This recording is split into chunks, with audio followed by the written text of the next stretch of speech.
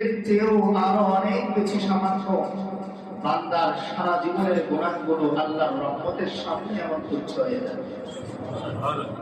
আল্লাহ তাআলা এই আয়াতের মধ্যে এ কথাই বোঝাতে চান যে আমার বান্দা জীবনে যত গুনাহই করুক না কেন, তার গুনাহের পরিমাণ যদি আসমান সমান হয়, তার গুনাহের পরিমাণ যদি জমিন সমান হয়, সমুদ্রের পানির পরিমাণ হয় কিংবা এর চেয়েও বেশি হয়, তবুও আমার বান্দা যেন নিরাশ না হয়। সে যেন জেনে রাখে তার এমন একজন আল্লাহ আছে, তার এমন একজন সৃষ্টিকর্তা রহমান আছে, যিনি মুহূর্তের মধ্যেই তার এই সমুদ্র সমান গুনাহগুলো ক্ষমা করে দিতে পারেন। যিনি চাইলেই মুহূর্তের মধ্যেই একজন পাপাচারী ব্যক্তিকে, একজন গুনাহগার ব্যক্তিকে আল্লাহর খাঁটি বান্দাতে পরিণত করে দিতে পারেন। হযরত ওমর রাদিয়াল্লাহু তাআলা আনহু ইসলাম গ্রহণের আগে, 1 মিনিট আগে যে মানুষটা জালেমদের অন্তর্ভুক্ত ছিল, ওরা কাফেরের অন্তর্ভুক্ত ছিল, এই মানুষটাই যখন শুধুমাত্র কালিমা তাইয়্যিবা লা ইলাহা ইল্লাল্লাহু মুহাম্মাদুর রাসূলুল্লাহ, আল্লাহকে আল্লাহ বলে স্বীকার করা এবং তার প্রিয় হাবিব মুহাম্মদুর রাসূলুল্লাহ সাল্লাল্লাহু আলাইহি ওয়াসাল্লামকে রাসূল হিসেবে স্বীকৃতি দেয়া, এই দুইটা স্বীকৃতির মাধ্যমে এই মানুষটা জামানার শ্রেষ্ঠ মানুষ হিসেবে পরিণত হয়েছে। সুবহানাল্লাহ। এজন্য আল্লাহ তাআলা গুনাহগারদেরকে সুসংবাদ স্বরূপ এই আয়াতের মধ্যে বলেন যে পৃথিবীর সব মানুষ তোমাকে অপরাধী হিসেবে জানলেও, পৃথিবীর সমস্ত মানুষ তোমাকে অন্যায়কারী হিসেবে জানলেও, আমি আল্লাহ তোমাকে অপরাধী হিসেবে বুঝি না, জানি না। আমি আল্লাহ তোমাকে অন্যায়কারী হিসেবে ডাক দিই না, বরং আল্লাহ বলেন قل يا عبادي الذين أسرفوا على أنفسهم, আল্লাহ তাআলা বলেন ও আমার হাবিব আপনি বলেন ইয়া ইবাদি, ও আমার বান্দা, অর্থাৎ আল্লাহ বোঝান দুনিয়ার সব মানুষ তোমার অন্যায়কারী হিসেবে জানলেও আমি আল্লাহ এখনো পর্যন্ত তোমাকে আমার বান্দা হিসেবে জানি। তাহলে দুনিয়ার মানুষ আমাকে অপরাধী হিসেবে জানলেও, দুনিয়ার মানুষ আমাকে অন্যায়কারী হিসেবে জানলেও, আমার আল্লাহ আমাকে কি হিসেবে জানে? বান্দা হিসেবেই। যেমন মায়ের কাছে সন্তান যত বেশি অন্যায়কারী হোক না কেন, গ্রামের মানুষ তার মাকে বলে এই ছেলেকে ভাত দেন কেন, ওর বাবাকে বলে এই ছেলেকে কেন পালেন, ওর ভরণ পোষণ কেন আপনি দেন, ও তো মানুষের কাতারই পড়ে না।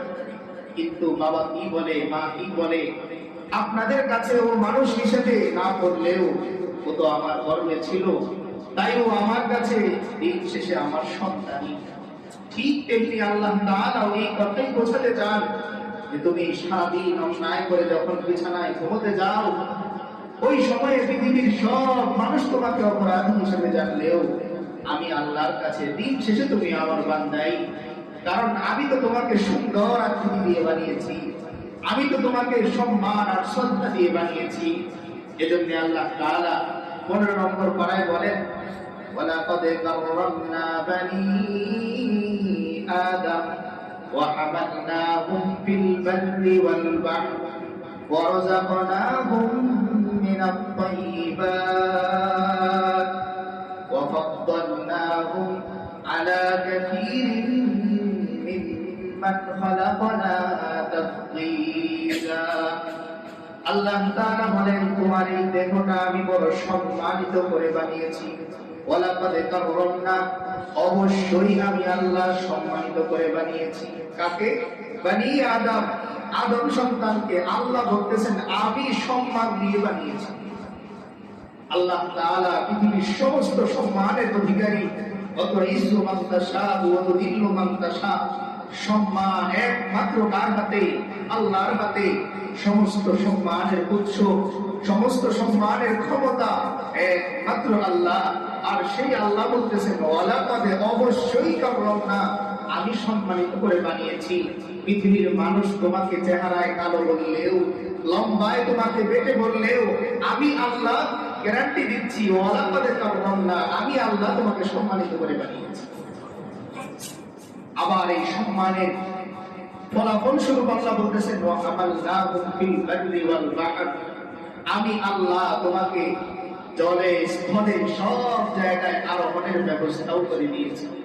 স্থলে তুমি প্রাণীর উপর, উটের উপর, ঘোড়ার উপর চলবে একটা সময়, এখন তো গাড়ি আবিষ্কার হয়ে গেছে।